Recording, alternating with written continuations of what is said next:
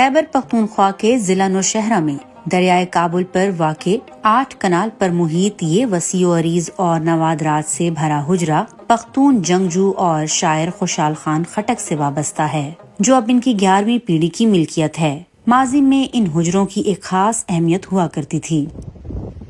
حجرہ جو تھا وہ پٹھان ہسٹری میں as a Pashtun university consider ہوتا ہے،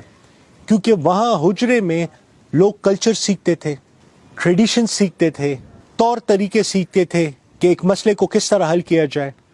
اور اگر کوئی بہت بڑے بڑے مسئلے بھی ہوتے تھے اس کی تدارک کے لیے وہ وہاں بیٹھے سب کچھ سیکھ رہے ہوتے تھے۔ تو وہ ایک کمپلیٹ پٹھانوں کی آکسفورڈ تھی۔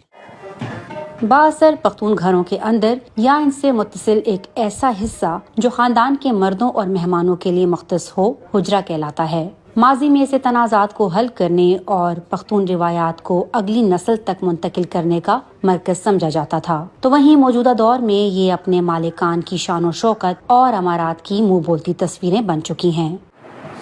اعلیٰ تعلیم یافتہ اور کئی عرصے تک جرمن اداروں کے ساتھ وابستہ رہنے والے سکندر خٹک کہتے ہیں انہیں فخر ہے کہ وہ اپنے آباء و اجداد کی میراث اور پختون ثقافت کو سنبھالے ہوئے ہیں، پر وہ یہ بھی تسلیم کرتے ہیں کہ حجروں کی نوعیت اب ذاتی ہوتی جا رہی ہے۔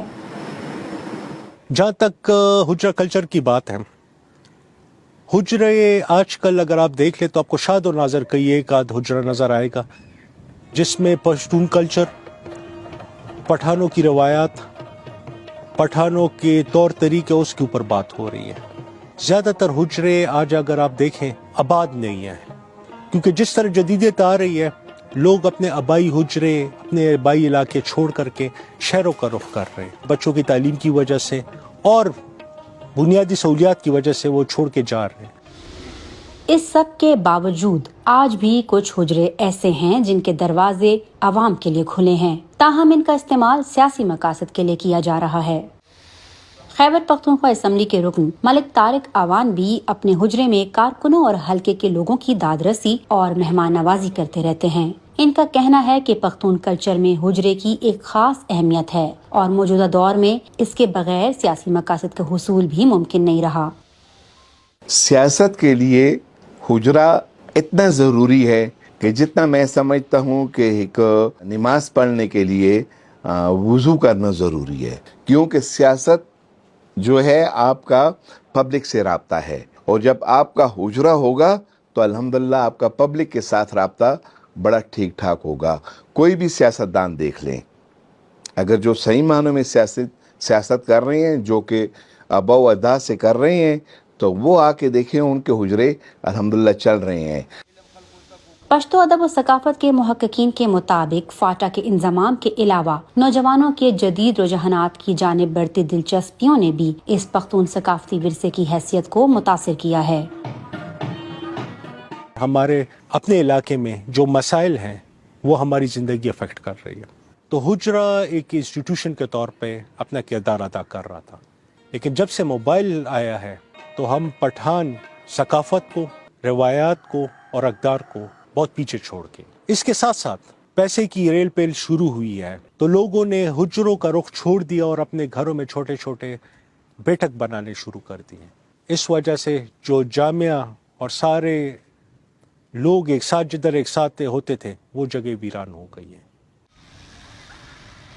ذاتی ملکیت کے علاوہ اب ایسے حجرے سیاسی رابطہ کاری کے لیے اہمیت اختیار کر چکے ہیں۔ سیاسی سرگرمیوں کے لیے یہ کہ اگر آپ کے پاس حجرہ نہیں ہے تو آپ اس قسم کی سیاست نہیں کر سکتے کہ جو کہ پبلک، جو انسان کہتا ہے کہ میں پبلک کا نمائندہ ہوں، میں پبلک میں سے ہوں، تو میرے خیال سے کہ سیاست کے لیے حجرہ بہت زیادہ ضروری ہے، کیونکہ حجرے میں آپ کے پاس 24 گھنٹے مہمان ہوتے ہیں، اور یہ 24 گھنٹے مہمان جو آپ کے ہوتے ہیں یہ تیرے سیاسی مہمان ہوتے ہیں۔